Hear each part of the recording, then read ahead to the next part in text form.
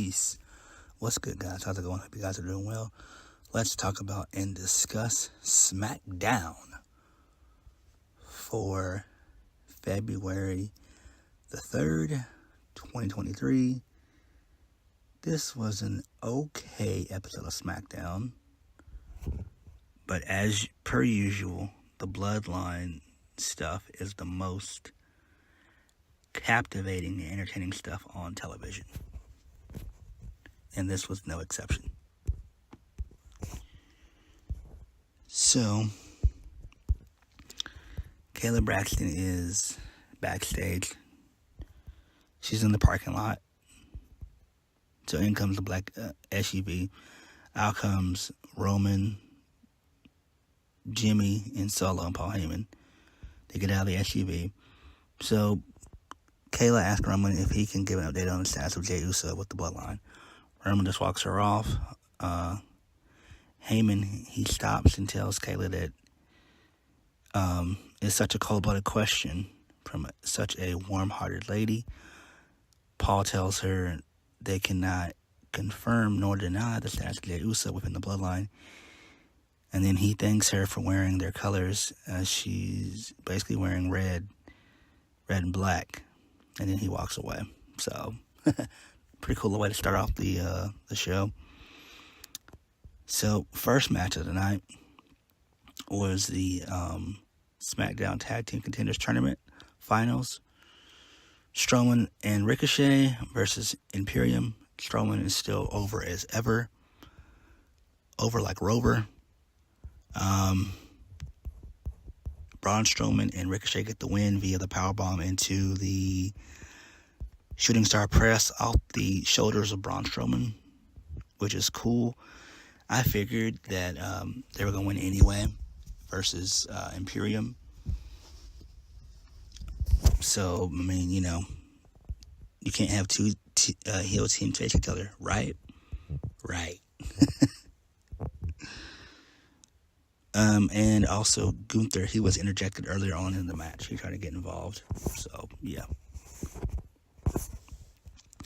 All right. So Kayla Braxton, she's backstage with Charlotte Flair. Charlotte says her match against Rhea is going to be epic, but tonight her focus is on Sonya Deville. So Sonya, she comes in to play. She says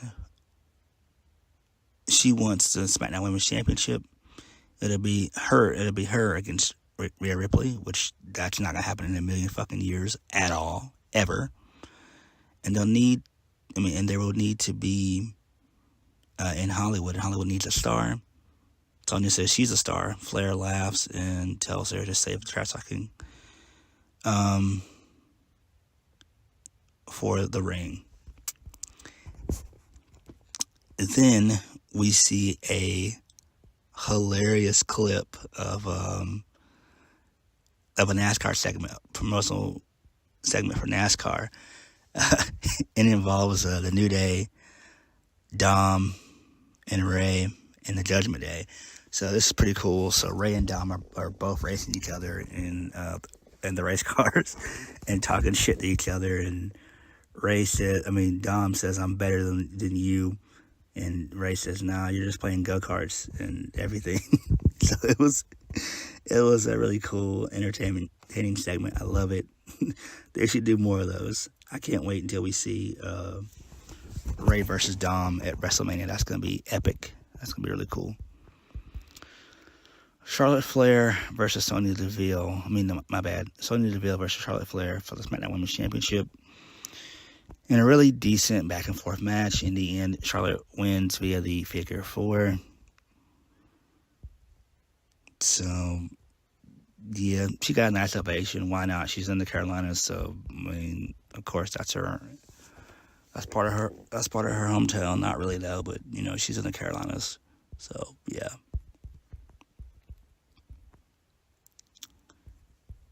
So, Cody Rhodes is a video package. He announces that he's going to be challenging Roman Reigns for the undisputed WWE Universal Championship at WrestleMania. So, Solo, Jimmy, and Paul are backstage with Roman. And Roman's pissed. So Reigns asks Jimmy, where's Jay? Jimmy says he doesn't know and hasn't heard from him. Roman says he finds that disrespectful. Not only did he walk out, but now he's not communicating. They don't have a title match for next. And then Roman reminds them, don't they have a title match for next week? You don't walk out on your obligations. So Reigns is even more paranoid, and he asks Jimmy again if he's talked to Jay. So Jimmy sits up straight and says that he's not talked to him. Jimmy assures Roman that Jay will be there when they need him. Roman asks if Jay will be there, will be here for the entire bloodline. And then Roman asks if Solo's heard from Jay. And Jimmy says Jay isn't talking to anybody.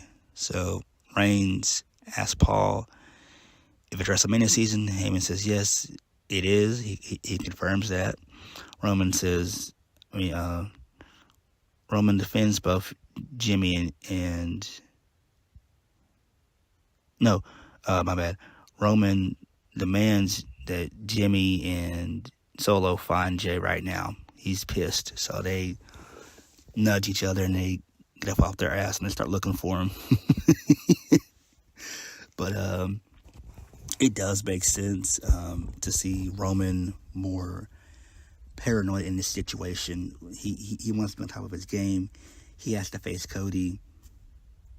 And, he's going to need all the help he can get. Even though we all know that Roman's losing to Cody at Mania. Like, that's a given. That's a foregone conclusion. But, it's still cool nonetheless. So, then we have Kofi Kingston. He has a little video package. They're honoring him for Black History Month. I'm like, Kofi, come on. Why couldn't it have been Lashley first versus Kofi? Really? Kofi is such a damn clown. Like, such a clown.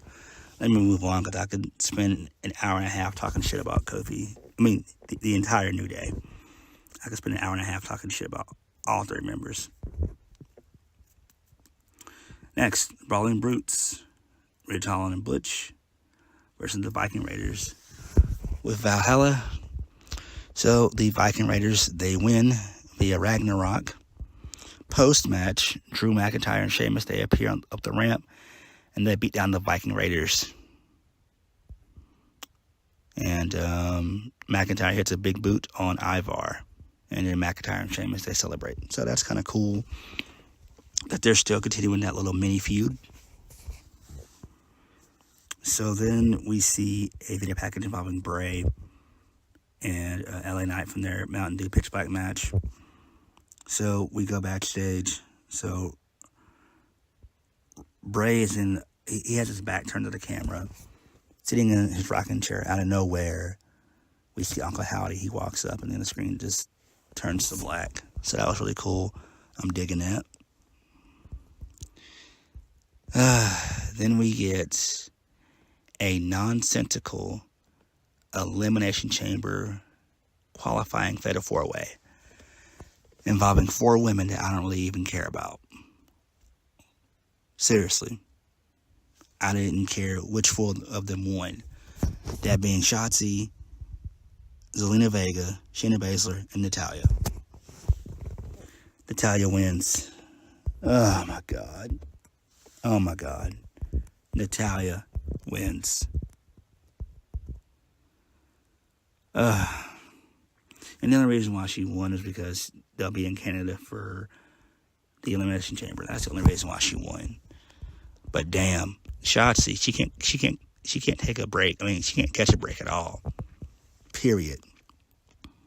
I have no idea why Zelina Vega was involved. I don't know.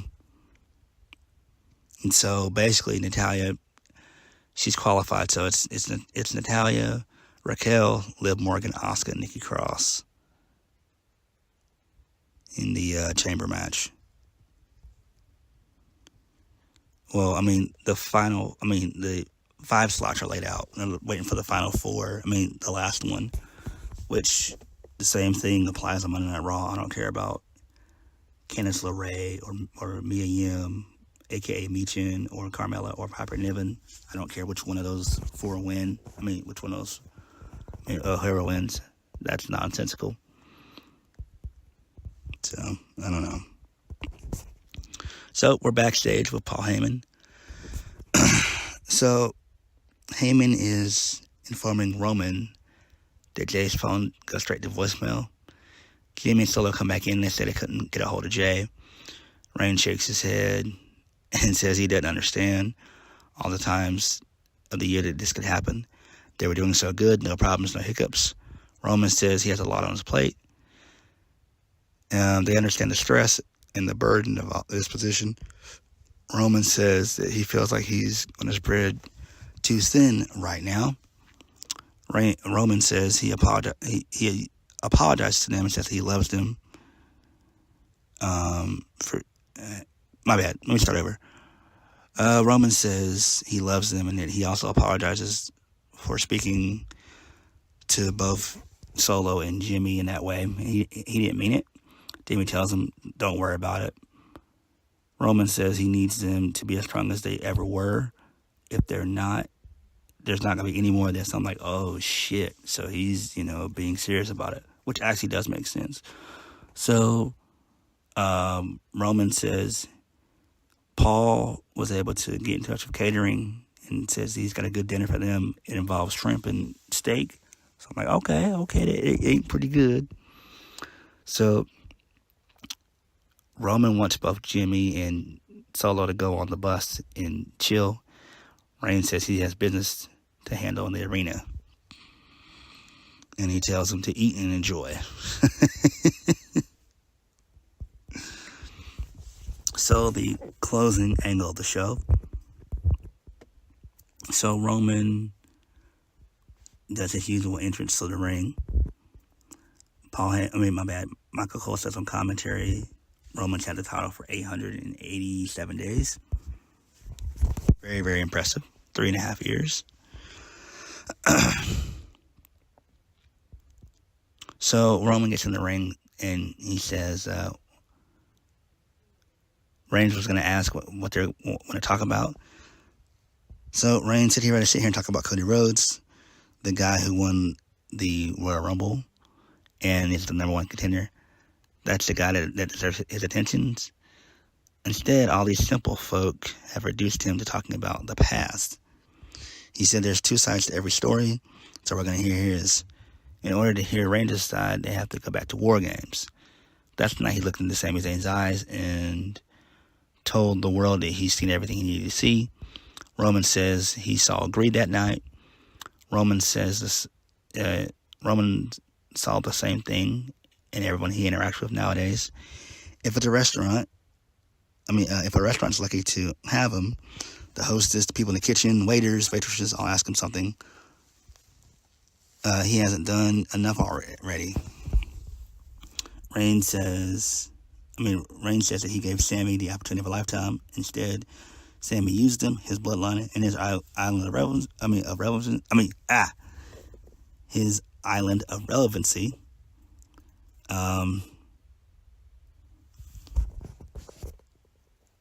So Roman says,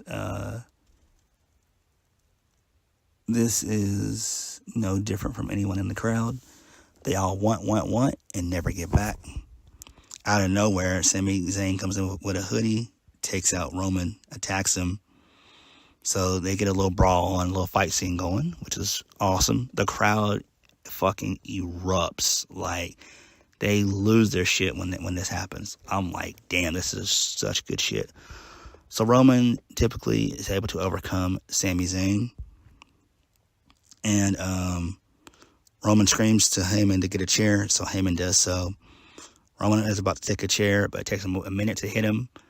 So Zayn hits a spear. And then Sami, he picks up the steel chair. Roman dips out of dodge. He hits up the ramp. He's kind of nervous. Sami gets on the mic and says, Roman is wrong, was wrong about him. Sami said he never wanted anything from Reigns until now. Zayn wants something from Reigns, and he's going to take it. So he then challenges Roman for the WWE Undisputed Championship. And the crowd, they erupt. Out of nowhere, Jimmy attacks him with a super kick from behind. Solo then does a headbutt, and he hits a Samoan spike. So they then use the chair, and they put it on Sami Zayn's neck. And Solo was about to do the running hip attack, but Roman comes in and stops him. Takes the chair from his neck, and we hear a loud "We want Jay" chant. And Roman says, Sami, don't you hear that? And Roman says, he didn't have Jay because Sami broke his bloodline. Reigns says he gave him an opportunity, but instead he broke up his family. Reigns says he wants Zayn in Montreal at Elimination Chamber so he can break Sami in front of his entire family, his wife, his kid, parents, and friends. Reigns says he'll see him soon. He then holds up the titles and shouts, "This is simple" to him.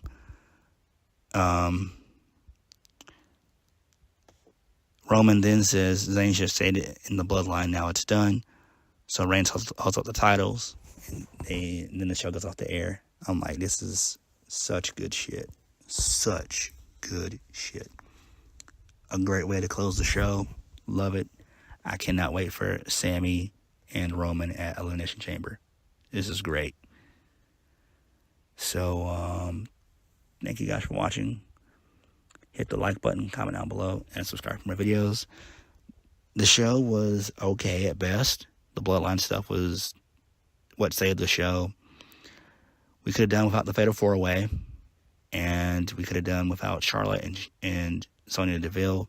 I feel bad for Sonya Deville. I really do. I'm a huge fan of Sonya. I like her work, but she deserves better. But it is what it is. You win some, you lose some. I'll catch you guys later. Peace.